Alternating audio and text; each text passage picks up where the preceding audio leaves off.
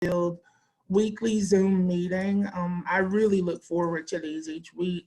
Arts Build, of course, our mission is to build community through the arts, and this is the way that we're doing it now. So just like everyone else, we're adjusting and changing and doing what we have to do to meet our mission. So welcome. I wanted to get started by just sharing a quote with you today, like I have been for the past few weeks. Out of limitation comes creativity, and that's by the great choreographer and video producer and director, Debbie Allen.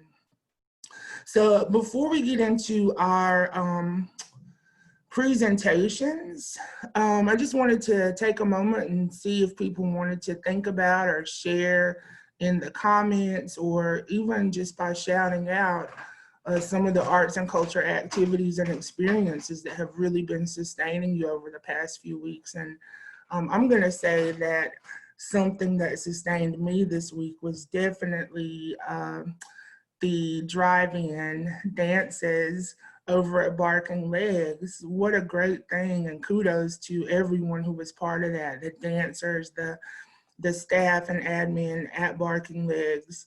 I wanted to get out of my car and dance too. So what were some of the things that have been sustaining you over this past week?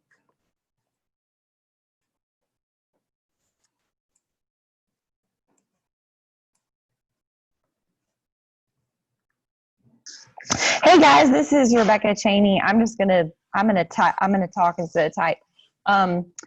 For those of you who don't know me, I work at the CSO. My husband is actually a choral music educator and spent his doctorate degree at LSU. And we have some colleagues and friends from there, and they both teach at a high school in Charleston, South Carolina. And their choirs did an online concert last night that was just amazing. They had pre-recorded videos, they had costume changes, they had kids pre-record the videos and they edited them all together, and it was just so much fun and such an engaging experience, and reminded me that it's just the arts are just so special, and we're so blessed to have the ability to kind of create those experiences even though we can't be together right now. So that was just super fun for me. I love it. And that's why I've been using the word sustaining, because it keeps us going. I mean, it's feeding us, feeding our souls during this time. Some people have in the chat said the fireside jams. Of course, the drive-in dances, the Environmental Performance Agency, multi-species protocol prompts. I don't know what that is. I haven't heard of it. Would someone share about that? Hi, James, this is Angela. Hey. Hi. So that's a group that's working outside of New York, but they've been producing a series of prompts to engage with the world outside during this time of sheltering through your window to raise awareness of environmental issues. Awesome. If you want to share the link to that or the information, please put it in the chat so we can check it out. Absolutely. Yeah, and I see Linda is talking about the workshop that they're doing for teens and how it's filled up. And Francis is reminding us about the love notes for frontliners. They've created over 400 cards now.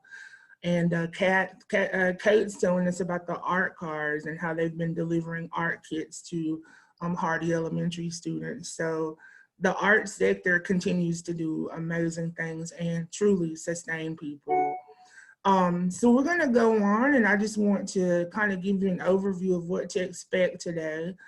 So we have a presentation about fundraising during COVID from Richard and Jennifer, and we want to say thank you for joining us and welcome to our call today. Dawn from the Boys Choir is going to talk to us about Arts Forward's Arts Academy, and then Mo Rodriguez Cruz is going to talk to us about the Virtual Memory Quilt project. So we have a lot to cover today. I'm going to do my best to manage the slides, and we can go ahead and get started with Richard and Jennifer. Okay, good morning, everyone. Thank you for having us. James, appreciate it very much. Also, always very pleased to share the stage with Jennifer Nicely, who really did the lion's share of the work on this. And we're here, of course, representing the Association of Fundraising Professionals. I noticed in the audience we have a couple of members and a couple of board members as well. So thank you for that. Also, I would like to really call out Jennifer because our local chapter for the last couple of years, and she is the past president, we, during Jennifer's tenure, we maintained the top 2% of all AFP chapters in the country, which is pretty outstanding. And that's done by achieving quality goals relative to programming, member involvement, input and satisfaction, as well as giving and board participation. So Jennifer is right on top of her game and always a treat to work with. I think most of you probably know Jennifer. She's a Chief Development Officer at the CHI Memorial, does a great job there, been there for quite some time. Just really want to talk a little bit about some strategies, particularly during this crisis. We don't have all the answers, but I think that you'll find that between us that we're fairly resourceful. I work with a lot of nonprofits, and of course, Jennifer being one of the key healthcare provider firms in town, she's involved with a lot of folks, and we do get a lot of questions throughout. And my strategy always revolves around really what I call CCR. That's communication, collaboration, and utilizing resources that are available. Also, I would like to say, Jennifer and I had chatted earlier, we want this to be a dialogue and a conversation more so than just a lecture. So I know it's kind of difficult on Zoom, but if you have any questions, feel free to jump in. Jennifer are going to be sharing some components of the strategy, and perhaps if you want to chat the questions, and James and Jennifer while I'm talking, and me while Jennifer's talking, any questions that come up, we'll be happy to talk about those as well. Also, I think chat box is available, so feel free to utilize that. I want to talk just a moment a little bit about the first wave of funding. I think all of us are, I'm sorry? Oh, excuse me. Yeah, thank you. You can see it on the screen. The first wave of funding, I think that we're all cognizant of the fact that that really was primarily focused on first responders and the folks that were immediately impacted. And we have to be sensitive to the fact that those frontline responders and organizations were really at the head of the line as they were working closely with those that were directly impacted, whether it be as a result of the shelter-in-place initiatives or other executive orders on a state, county, or local level. And I think that we've all known people that have been impacted by that, and maybe some of us individually have been impacted as well.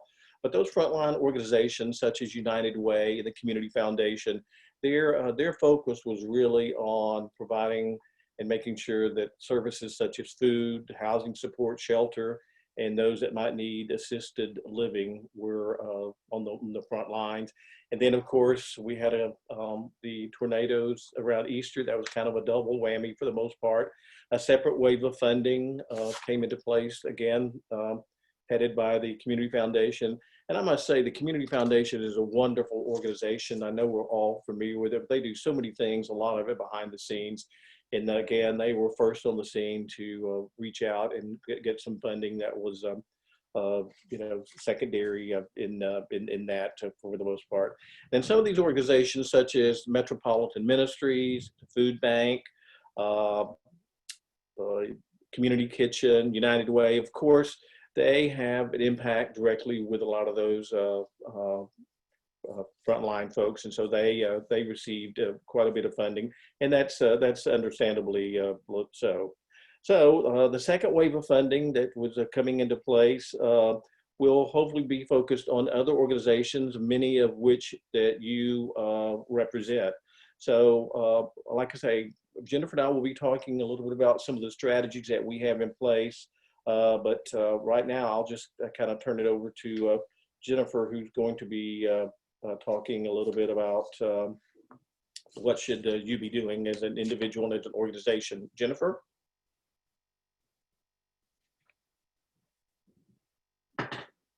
As always in your in your words and praise. So, as Richard said, we when we saw the creative ways to be raising money now, Richard and I were a little overwhelmed, because if we had all these amazing answers, we maybe wouldn't be in our day jobs.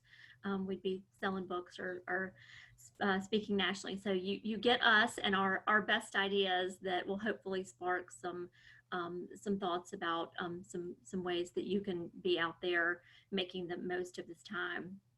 So, what should you be doing right this minute?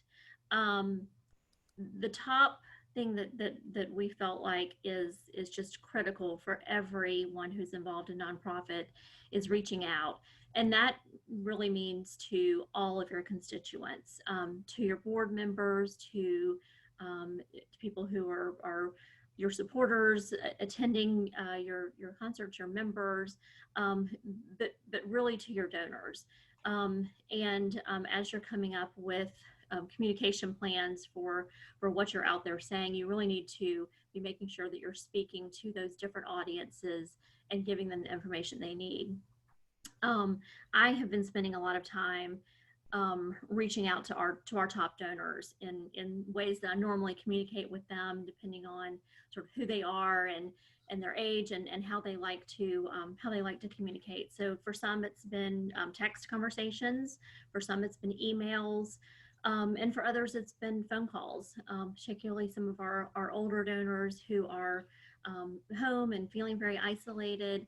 I've been spending a lot of time just touching base, making sure they're okay, making sure they're getting what they need, and then making sure that they have the information that they need about the hospital, and which is where I fit in, and knowing what we're doing, what we're planning, making them feel comfortable about their support of us in the past, and because of that support, it's letting us be where we are today. Um, right now is a great time to be doing some planning as well. If you have a strong strategic plan, you're probably rethinking it, and spending some time making sure that you have all kinds of contingency plans in place. I think the phrase people have been using is hope for the best and plan for the worst. So having multiple different plans in place for what if we're able to open by the end of the summer? What if it's mid-fall? What if it's not until next year that we're able to bring people back into our event spaces and go back to some form of normalcy, whatever that's going to be. Um, it's sort of been a rule of thumb that having at least 3 months of cash reserves is a wonderful thing. That's very hard for a lot of nonprofits to do, but I think that we're seeing right now those who had that reserve are feeling much stronger and much more stable with where they are. So as you're thinking about those plans, putting in place how you get back to financial stability, and then how you look at having a reserve in the future so that you will be in a better position if we were to ever go through something like this again. And with that planning, a lot of conversation has been had around events.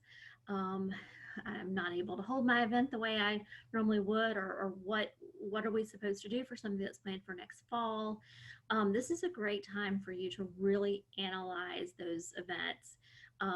Look at what the cost benefit of them really is. What are your goals with your events? Are they truly to only make money? Are they to spread the word about your organization and what you do? And then come up with a plan. Is it to postpone that event?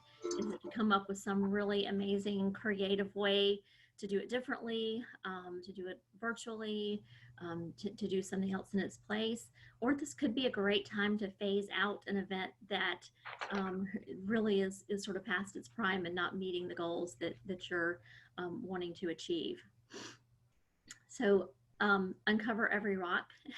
And by that, I mean, be out there looking for, are there local grants available. I know Artsbuild has been fabulous at posting opportunities for their partner organizations that they're seeing, or their state grants or their national funds, PPP funds, individuals. Make sure that you're exploring every possible opportunity for ways to support your organization. And then finally, really trying to use this time wisely.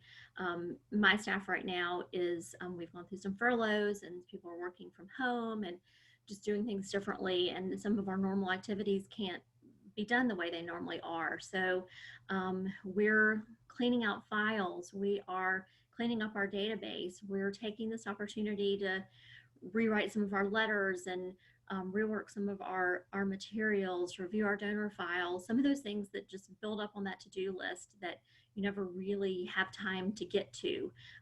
So we're trying to make the best of the use of all of our time. I'm going to turn it back over to Richard. Thank you, Jennifer. Good stuff. As I had mentioned initially, communication is really one of the cornerstones of the framework moving forward as you deal with this crisis.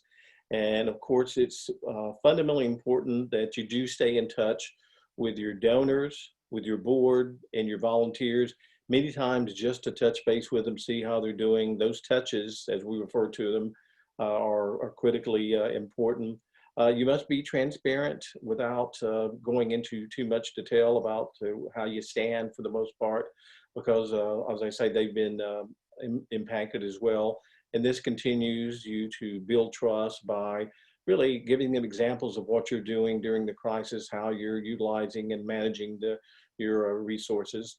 Also, it's very, very important that you do inform your donors, particularly if you've had any fundraisers or plans that you've had to put on hold, kind of, and also importantly, sponsors, keep them posted. Hopefully you have given some thought to rescheduling if you are having an event as well. But you really need to empathize with your donors because they've been impacted in many ways as well. And it's important that you continue to engage them and stay in touch with them to say the least.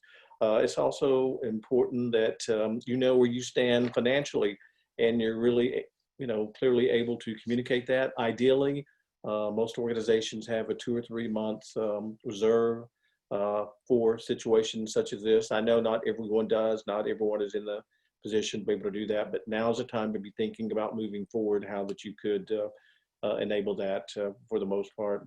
And as again, don't so much focus on how you're suffering. Everyone knows that nonprofits particularly and artists in particularly are suffering, but try to focus on what's happening and your ability to serve the community and how you're fulfilling your critical mission to the community. And I think they will appreciate your positive approach on that. Jennifer? Okay. I wanted to start the second part with a quote. Go on, James. Thank you. So during a crisis, donors are keenly aware that humanity depends on philanthropy more than ever. And I think that's really where you all as arts organizations come in. I think we are going to see that there is an even greater appreciation for our arts community and all of these things that bring us together as a community, that make us human, that bring us out of the slump. And I think that's where you all are going to really to rise and have the ability to really bring in those much needed funds to be able to carry out your mission. So James, if you'll go up to the next slide. So we are encouraging you to be bold. This is not a time to sit back and say, oh my gosh, they don't want to hear from me right now. We're not saying be tone deaf. I think you need to be very in tune to the situation around us, but pulling some numbers from some articles that I've been reading, looking at the 08 Great Recession, even though huge dips in our markets, giving really only decreased by a fraction of the amount that we were seeing decreases in market. That holds true for 9/11 and for other times of recession. And James, I'm glad to pull the article that I got some of this from and send the link to you if you want to share it with the group.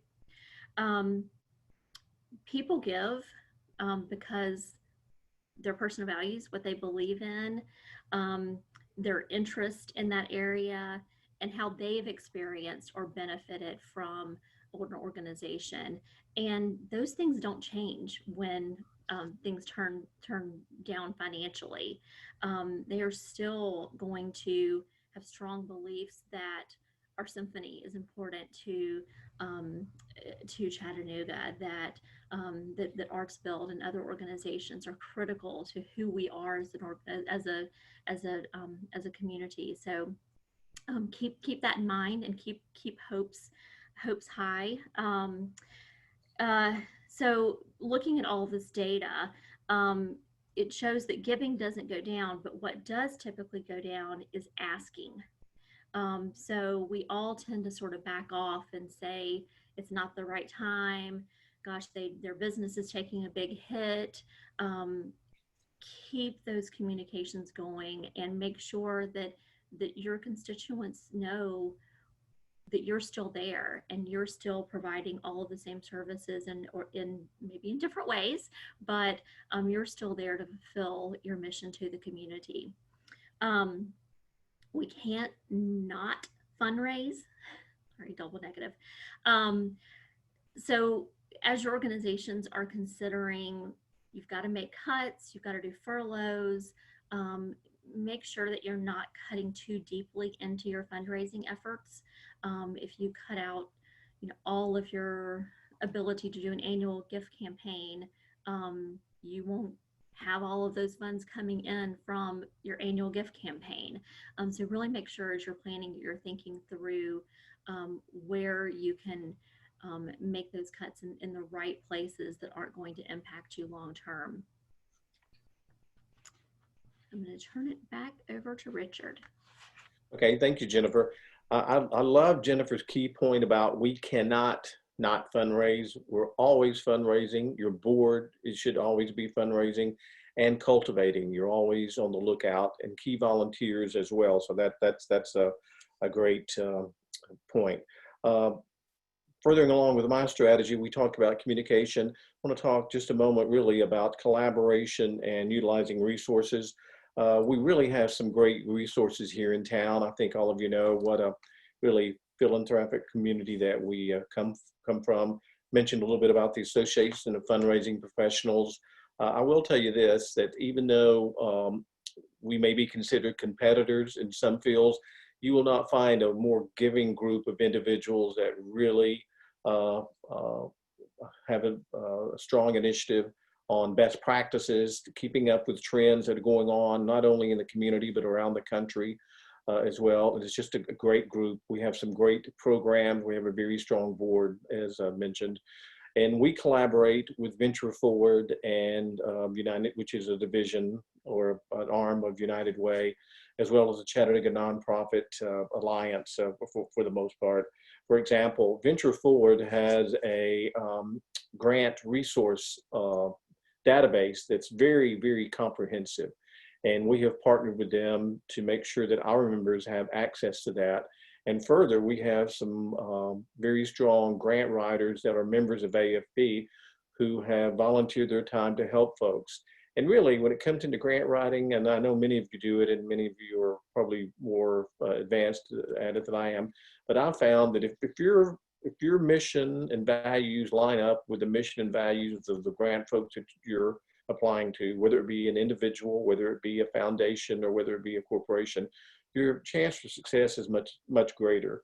And there's a few keywords, there's a few components that you can enter in that data that will make that much more efficient for you. And like I say, that's one of the things that we're very, very proud about for the most part.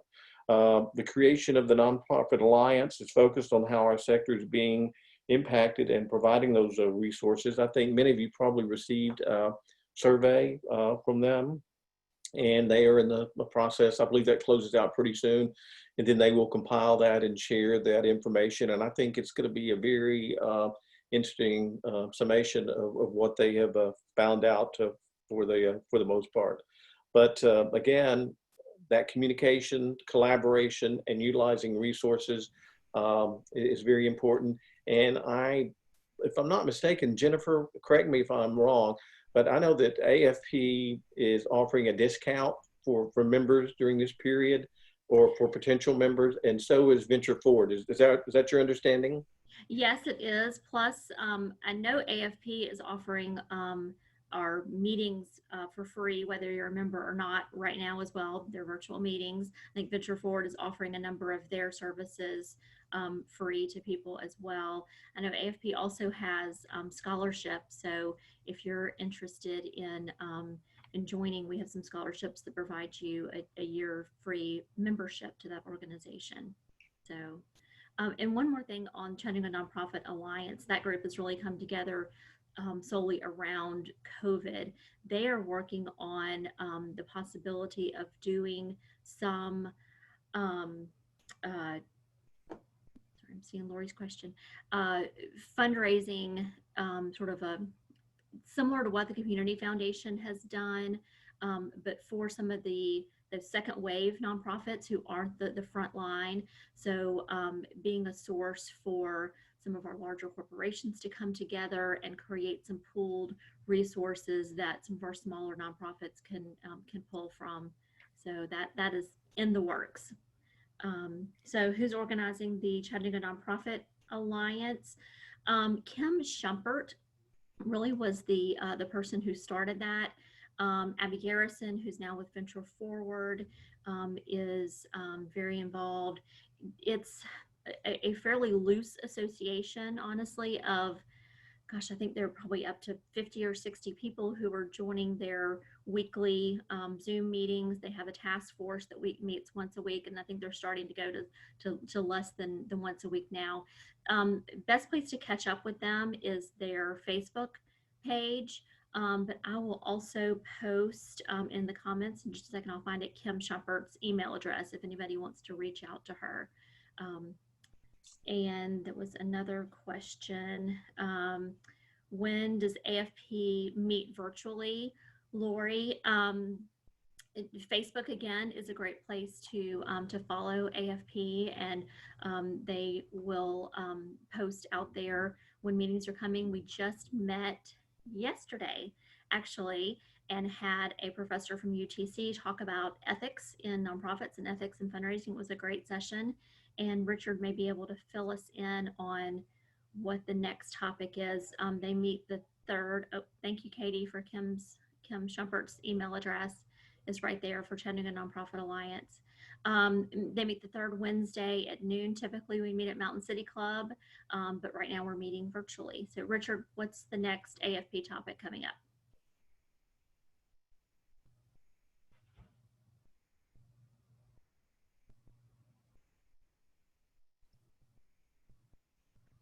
Richard, you there? Or I saw Michael Watson was on here as well. He may be able to tell us. He and Richard jointly do the programs for AFP. Hey, Jenny, can you hear me? It's Michael. Yes. So our next AFP topic is going to center around board building and board effectiveness, and how to train your board as fundraisers. And that's going to be delivered by Doug Hartjes out of North Carolina.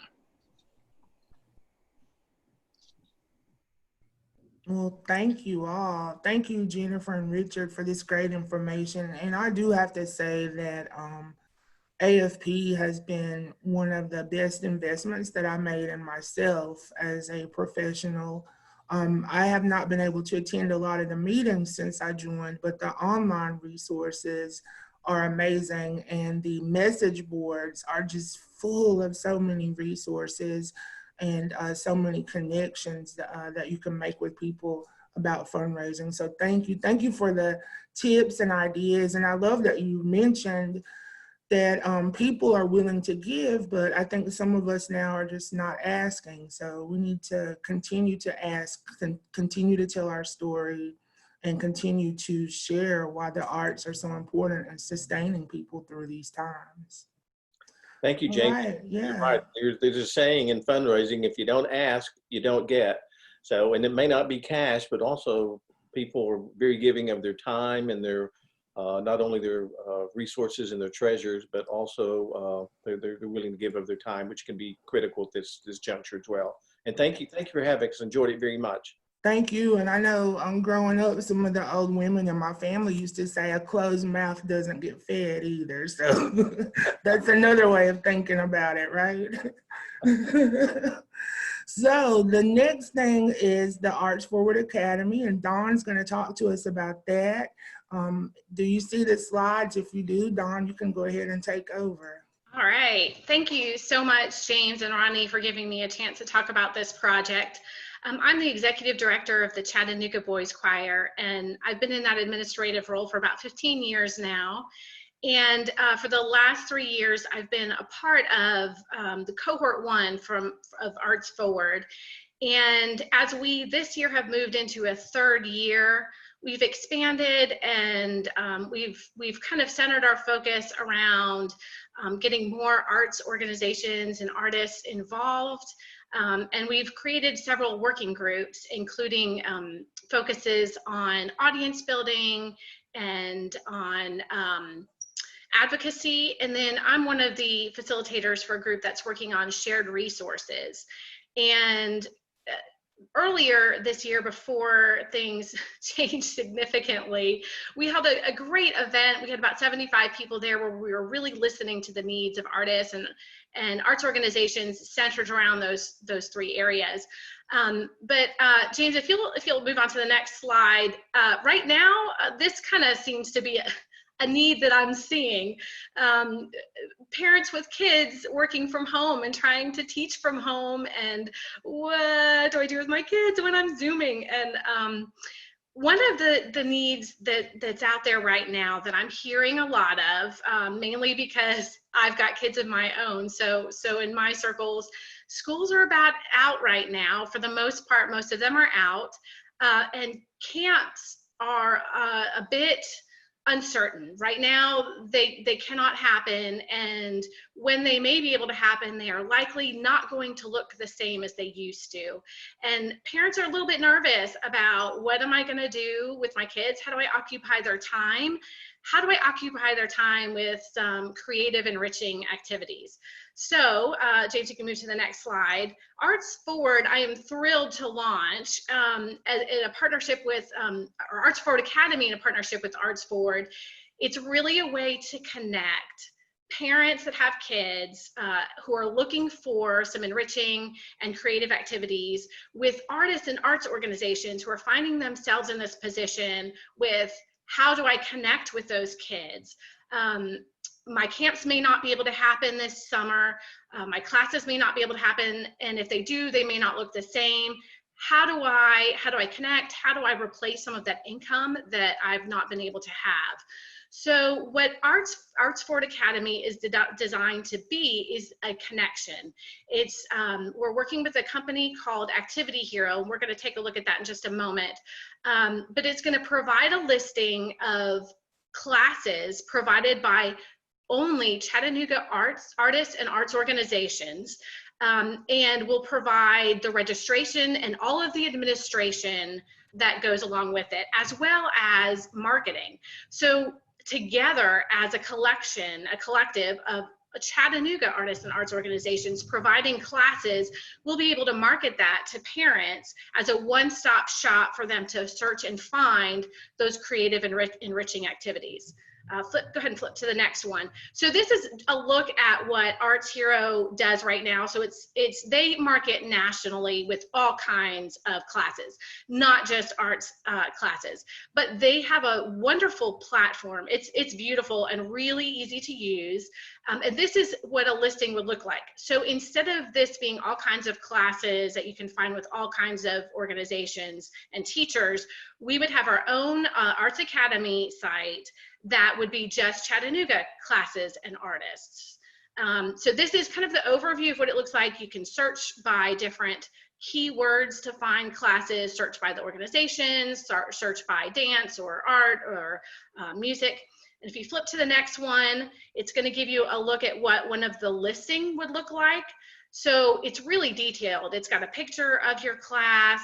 It has all just you'd be able to give an overview of what that class would be, any prerequisites that they would need. So in order to take piano 2, perhaps they needed to take piano 1. Is there anything that they need to bring to class that they need to have? Obviously, if you're taking a piano class, you need to have a piano. So things like that you can put in there. You'll be able to put your cancellation policies that will be just yours as a teacher. Also, all the details of the sessions. So if flip up, let's see.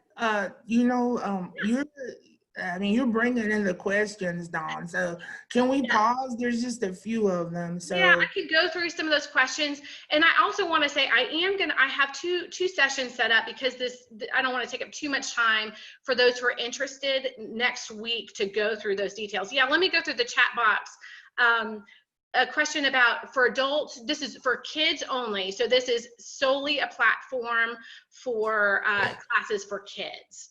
And so it's going to be live classes, and the platform has the flexibility that you get to choose the class that you are, or the platform you're most comfortable in. So if you're comfortable with Zoom, if you're comfortable with GoBoard or FaceTime, whatever, you don't have to learn a new platform to hold your classes.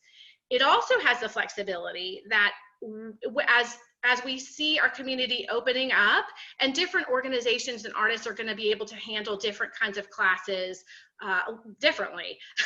And so you can switch it to a live in-person class when you're able to do that. So it's both for online classes and in-person classes if you are able to hold those classes. So really you can still capitalize on that collective marketing to parents with kids.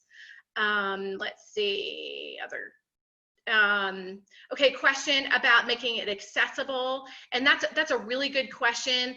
And I'm in touch with the school system and how they're working on getting technology with some of their kids that have those challenges. And James and I are also working on another project with the Enterprise Center to help with artists that also have some challenges with getting technology. And so we're going to be talking about that maybe at a later date, but hopefully we'll be able to provide that for artists as well. And I'll say, Dawn, this is super exciting for everyone. And I'm glad that you're going to set up another more in-depth conversation for people. Yes. We'll make sure to invite everyone to that, and make if you registered for this call, then you'll get the invitation to that. Yes. Absolutely. And I'll pop my email in the chat box, and I have it at the end, and that way you just get in touch with me. And I do have a sheet with a lot more details, and then some information to register for those couple of Zooms on Monday next week. Let's see. Keep going. One more. All right, so I really kind of went through this. So you as an artist are going to get to decide on all those details. It has all kinds of flexibility to have a one-time class, a class that meets every day for a week, or every Tuesday for a month. And I will help work with all these artists and arts organizations to talk through that and think through that, how they want it to be set up. But you determine that. We, Arts Forward Academy, will do all the setup and the registration and the marketing. And then, like I said, you teach the class, you decide on the platform that works for you. So you don't have to learn a whole new system that we're all kind of in that situation, learning a lot. And then you'll get paid. So the teacher gets 85% of those fees, and then 15% covers the administrative costs of that. And so let's see, I think I think there's just one more slide that has my information. And then when those Zoom sessions are, I'll put my email address in the chat box. And like I said, if you shoot me an email, I'll give you a more detailed sheet that has a lot of those questions and answers in it. And then I'd love to meet with you guys and talk about it on on Monday. And I really think it's a great opportunity. I was listening to part of the school board meeting yesterday, and they talked about the different phases that may happen next year. And one thing that really struck out with me is one of those phases talked about kids going to school for a shortened length of time, focusing on core academic subjects, and I just cringe because I know what that means. And it concerns me that we may not be able to get into the schools next year. And I mean, this really could be a good platform to market to parents who are looking for those enriching activities. Hey, Dawn, a couple of people have said that Monday's Memorial Day, so they'll be home that day. Got it. Well, I that was my attempt at a joke, though, but okay, never. They'll be home. No one's going anywhere, so we might have it. Nobody's going to be out on your boat, or I don't know. Well, I'm really excited about it. I look forward to working with you guys, and I'll have more as needed too. I'll be happy to talk with anybody. Thank you so much, and thanks for doing the legwork to bring this to our community. It's going to be a great resource, and I know that a lot of people will jump on board. And we are working with you too to make sure that artists and creatives and musicians will have a platform to be able to participate and have the devices as well. So we're excited to partner with the Enterprise Center on that, and we'll be rolling that information out too. So our next speaker is Mo, and I'm gonna turn it over to him. I'm gonna stop share and try to bring up another graphic. So Mo, if you wanna take it from here. Yes, thank you so much. James, do you happen to have the flyer handy, or I can pull it up real quick? There it is. Okay, amazing. Thank you so much. Hi, everyone. Thank you so much for having me on the call today. It's so exciting to be here to talk about this project. So really quickly, my name is Moses Rodriguez Cruz, but I go by Mo. I'm a current fourth year at the University of Chicago, a Center for Creative Arts graduate and a local community organizer with Semillas. It means seeds in Spanish. And we are particularly organizing an organization that focuses on racial justice and education justice for marginalized communities in Chattanooga. And part of, right now thinking of how we want to reach out and get involved with the community, we really thought that the best way to do that would be through a community art project that would help people come together and really reflect. And as we were thinking about this and how we could best do this given, the quarantine and everyone being at home, we decided that we wanted to try and make a memory quilt together to really help us reflect and commemorate our struggles and our resilience throughout this whole pandemic. Originally, we wanted to do an actual physical quilt, but that proved to be a little bit too difficult. So we decided to make it virtual and also to make it incredibly accessible to all of Chattanooga and anyone who really wants to participate. So the basic idea is we are asking people to submit a visual or a written creation. A visual can be a drawing or a picture of a person, an object, or just something that represents your strength throughout the pandemic. We're telling people it can be a picture of your cat, or it can be a picture of your favorite blanket, or if you want to draw the name of your mom, that can be what you will submit. Or if you want to write a short poem or a poem or short story that's 100 words or less, that works too. Right now, we're in the process of web development, and we are going to actually put this all on a website. And once we gather all of these submissions, we're going to actually, in a way, sew them together to make a virtual memory quilt. This is a really, really cool way that we're engaging 4 communities in particular that we want to sort of display on the quilt, being communities of color, students and teachers, essential workers, and then one section that's sort of dedicated to how we wish to come out of this going forward. We're really excited that we're connecting with a lot of different teachers. We're connecting with the county. They're supporting us by helping distribute the information. We're showing a lot of excitement by people, but I just wanted to jump on this call to also share this information with y'all and ask that you please, please, please help us, if all possible, get the word out to Chattanoogans, because we want everyone and anyone who wants to be involved in this art project to be involved in doing it. Going forward, we're really excited about engaging the community through summer programming, in particular with young people. Semillas organizes on 3 folds, really. My mom, Clara Cruz, she organizes in particular with older parents. I don't want to say older, pardon my language, with parents, and just not my age generations, I'll go with that. I work in particular with young people, high schoolers, and then my brother Daniel, he organizes with middle schoolers and high schoolers.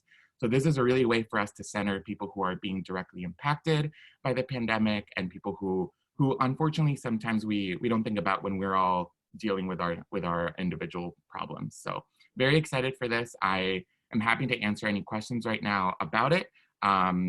James dropped the email, the semillastennessee@gmail.com, but our Facebook page is also where we're posting a lot of information about the project. And yeah, I'm very, very excited about how this is gonna turn out.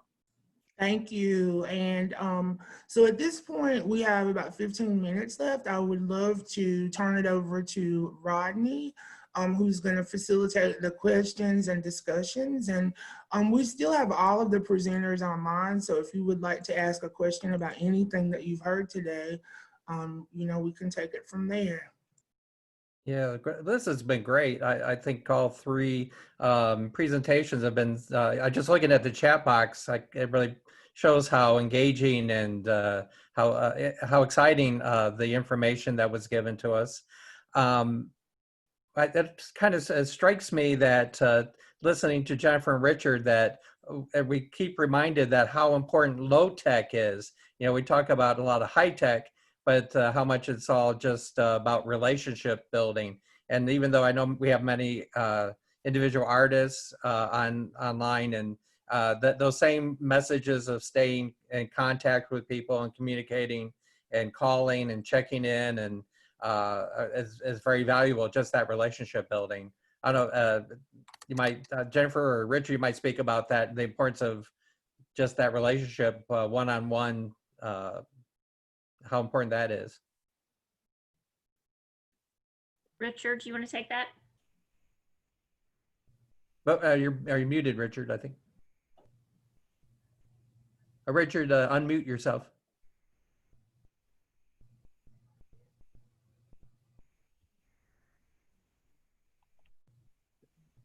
Okay, I'll jump in. Again. Got Yeah, Jennifer. Oh, you're almost there, Richard. Yeah, Jennifer, you want to share? Okay, sure. So yeah, absolutely, relationships. And you're right. I mean, we talk about all of this, virtual and all those kinds of things. I think some of my most meaningful conversations with our supporters have been some of those that we've just had a long phone conversation that normally, may have happened in person, but in a lot of ways probably wouldn't have happened. Just sort of sharing, how are you doing and how's your family and what's going on. I think those deeper ties that you build, that trust that your supporters have in you, it really only sets you up for long-term success with people. So just letting them know what's happening. And sometimes you don't even have to specifically make an ask. If you're just talking about what your needs are and what you're facing, oftentimes somebody will come forward and say, I can help with that. But don't not ask just because of that. Don't forget our points about making sure that you are actually asking and advocating for your art, for your organization, for whatever it may be in the cases of anybody on here. But just nothing is more important than relationships when it comes to fundraising. Cool, thank you. Just looking at the chat box, Dawn, that people are hoping that you do it another day also, in addition to Monday. I'll do that so everybody can enjoy the Monday Memorial Day. I'll get those together, and if I send them to you, will you get to send them out then? Oh yeah. Okay, perfect. Yeah, we'll definitely do that. I want to introduce you all to our, we have an intern from UTC that's on the line. I see Jeremiah. Why don't you wave so everybody can see you? Maybe there you are. And what your challenge or charge is while you're being our intern? Do you want to just speak very briefly about that? Yeah, so I'm working on a video series, and like me and Rodney are putting together to kind of like shine a light on what art organizations like many of yours are doing during this time to keep others inspired. So hopefully I'd love to talk to Mr. Rodriguez, the guy who's doing the virtual quilts. I think that's a really good and really interesting way to get people together, and even Arts Forward. I think that would be a great idea to talk to you. But basically, it's just, you know, shining a light, and they'll be posted on Arts Build social media, just, you know, to get others' attention of what they can also do to stay connected and get involved. Cool. Thank you. Thank you. Rodney? Yes. Sorry, I have to go, but I forgot to add really quickly, if it's okay, that we are also, if you go to the Google form that I submitted on the group chat, there's different ways to get involved besides creating art. So we're also calling on graphic designers if they want to volunteer their art to get involved. And if you're an organization, an arts organization, or a small business that wants to get involved in helping support make this quilt a reality and just our work in general, you can also do that on the Google submission form as well. Just wanted to plug that in there because I forgot there's orgs and artists, individual artists on here as well. Sure. No, that's great. And I think it's, as I told Mo, I like the idea that it's this virtual quilt and actually trying to physically try to figure out how to have people submit squares and put it together, and which is a great project, but it's an extra layer of challenge.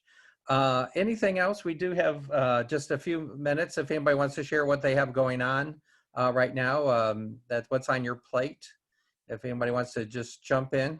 I just wanted to say in the chat box that Lori has posted about artists, individual artists and mental health, and she posted her email address in case people want to converse or organize around that issue too.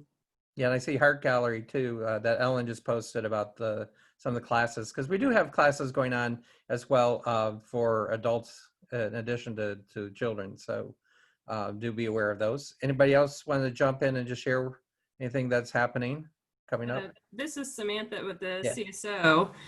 We have WSMC is rebroadcasting past concerts.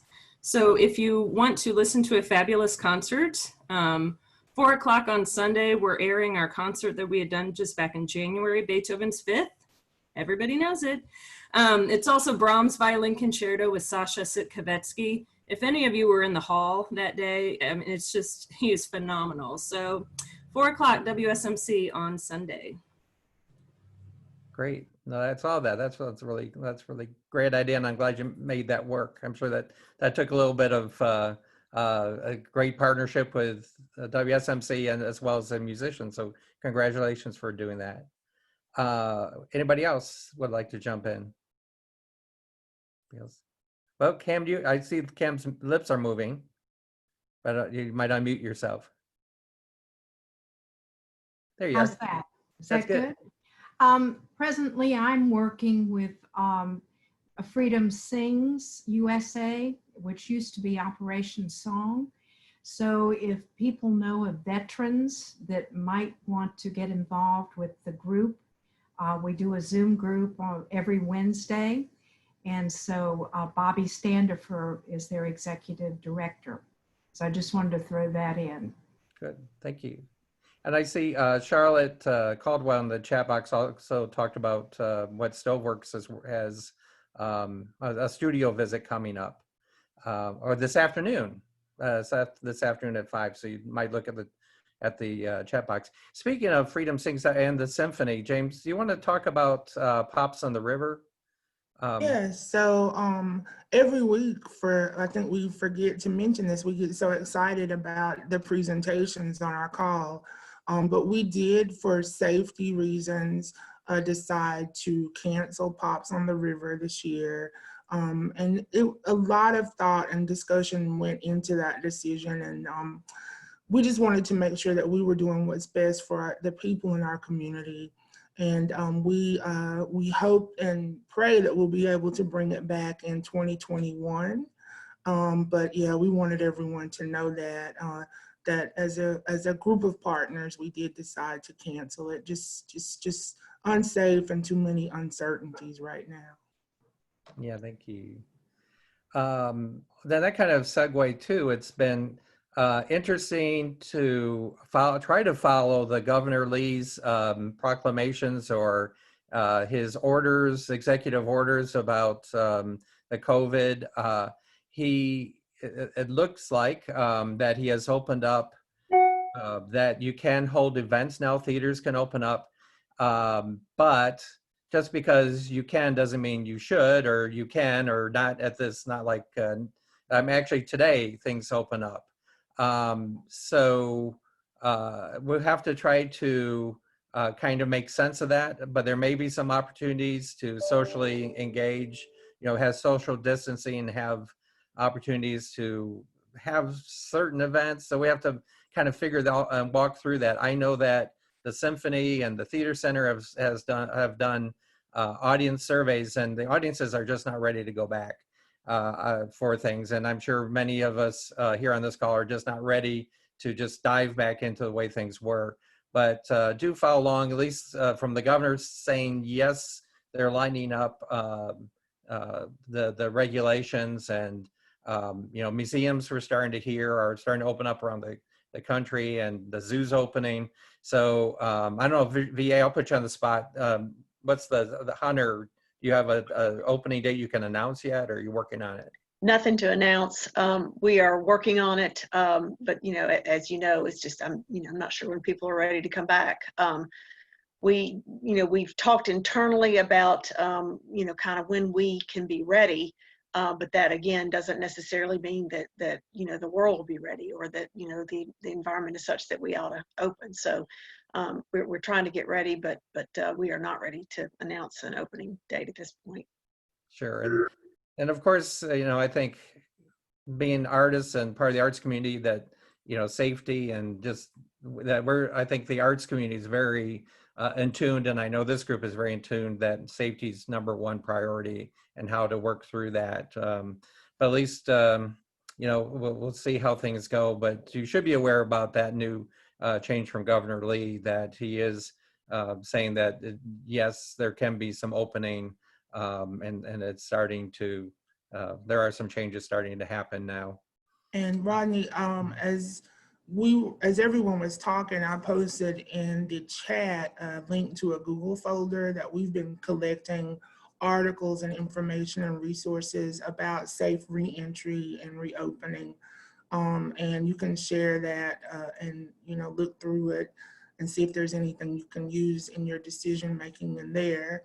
And someone asked, are we going to post the slides? And if Richard and Jennifer are okay with that, and Dawn, we'll forward those as part of the email too. Absolutely. And James, I just forwarded you, I only had hard copies, so I scanned them, of a couple of articles that really go in more depth on fundraising during the crisis. Okay, we'll share those too. Thank you. And then pop-up projects. Do y'all want to talk about what you posted?